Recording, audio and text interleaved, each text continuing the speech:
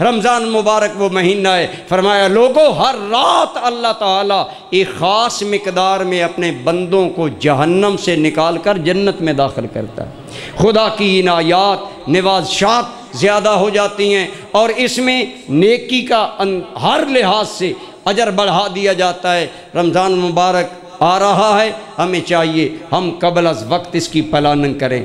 گویا یوں سمجھیں ہمارے پاس ایک مہمان آ رہا ہے جس کے دامن میں ہیرے ہیں، جواہرات ہیں، موتی ہیں۔ کملی والے نے ہمیں بتا دیا کہ یہ ابدی اور دائمی ہیرے لے کر آ رہا ہے۔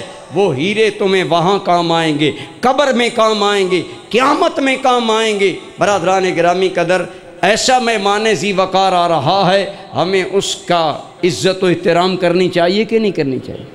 ویسے بھی حضور کی حدیث ہے، من کان یؤمن باللہ والیوم الآخر فلیکرم ضیفہ، جو اللہ اور آخرت پر ایمان رکھتا ہے اسے اپنے مہمان کی عزت کرنی چاہیے۔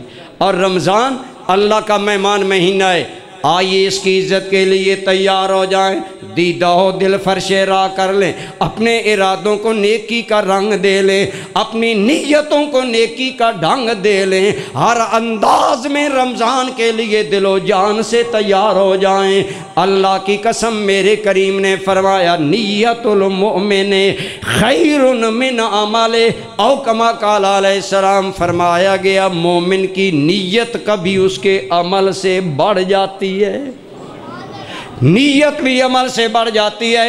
آج نیت کریں گے انشاءاللہ میں نے رمضان کے روزے رکھنے ہیں، میں نے صلاۃ التراویح پڑھنی ہے۔ ساری تراویح میں ایک مرتبہ قرآن سننا بھی سنت ہے، سنانا بھی۔ بعض ہمارے بزرگ ایسے ہیں جن کی اگر ایک آدھ تراویح مس ہو جائے، وہ حافظوں کی منت کر کے وہ منزل خود سنا کرتے ہیں تاکہ رمضان میں پورا قرآن سننے کی سنت ادا ہو جائے۔ آپ کی مساجد میں تو الحمدللہ ویسے ہی قرآن پڑھا جاتا ہے، اہتمام رکھیں، کوشش کریں کہ تراویح میں حاضری ہو۔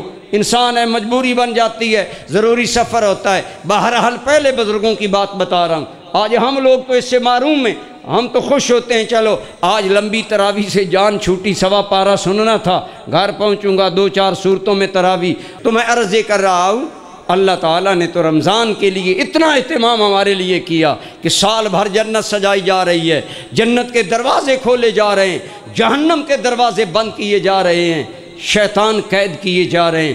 آپ فرمائیے میں کہوں ہم کیا کر رہے ہیں، ہم کیا رمضان کے لیے کر رہے ہیں؟ آئیے آج اس جذبے، اس محبت کے ساتھ مسجد سے نکلیں کہ ہمارے ذہن تیار ہو جائیں کہ انشاءاللہ ہم نے رمضان کی قدر کرنی ہے، اور جو رمضان کی قدر کرتا ہے اللہ اس سے راضی ہو جاتے ہیں، اور جو نہیں قدر کرتا وہ محروم ہے۔ حضور نے ممبر کی سیڑھی پر قدم رکھا، فرمایا آمین۔ یا رسول اللہ پہلے آپ نے آمین کبھی نہیں کہا۔ فرمایا میرے پاس جبریل آیا، کہتا ہے یا رسول اللہ رمضان جیسی خیرات پا کر جس نے اللہ کو راضی نہ کیا وہ اللہ کی رحمت سے محروم ہو جائے۔ حضور نے فرمایا آمین۔ کتنی بڑی خیر سے وہ محروم ہے آدمی جو رمضان سے محروم رہا، اور کتنی بڑی خیر اس نے پائی جس نے رمضان کی قدر کی۔ آئیے عزم بالجزم کریں۔